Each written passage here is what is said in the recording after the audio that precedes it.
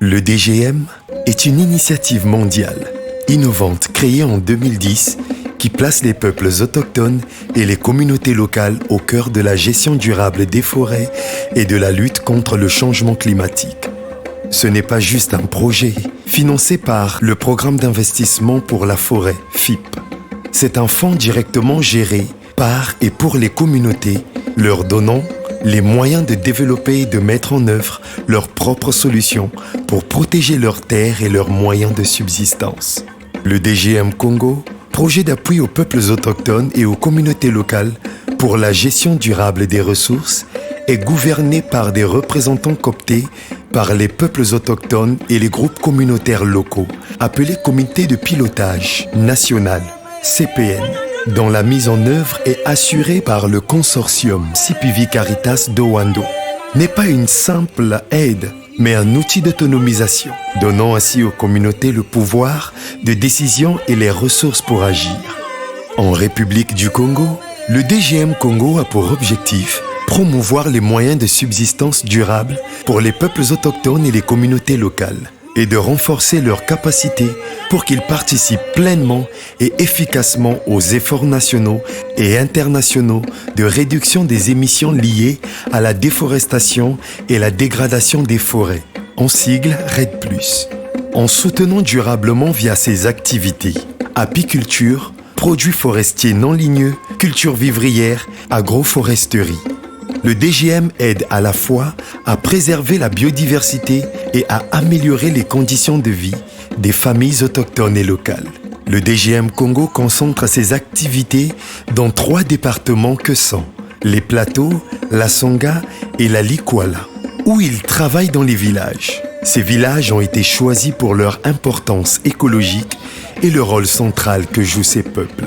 Le DGM Congo poursuit comme mission financer les initiatives locales, renforcer les capacités des communautés, accroître la participation des communautés, partager la connaissance des communautés.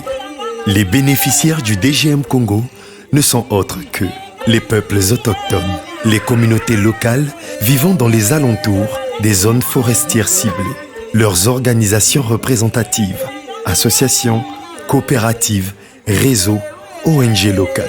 Le projet cible dans l'ensemble près de 5000 ménages et 58 ONG et associations des populations autochtones et communautés locales bénéficiaires réparties dans la zone du projet.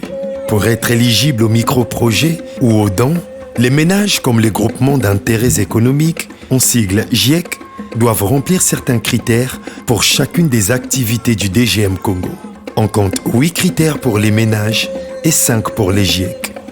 Pour les ménages autochtones et locaux, expérience, lieu de résidence, droit administratif et coutumier, localisation, nombre par ménage, vulnérabilité, exclusion, ratio bénéficiaire.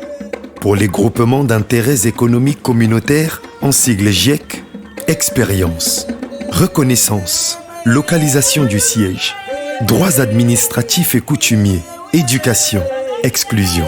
Grâce au DGM, les communautés sont mieux organisées et équipées pour défendre leurs droits et participer aux décisions qui les concernent, car elles sont la solution et pas le problème. En tant que gardiens traditionnels de la forêt, elles ont des connaissances ancestrales pour la protéger.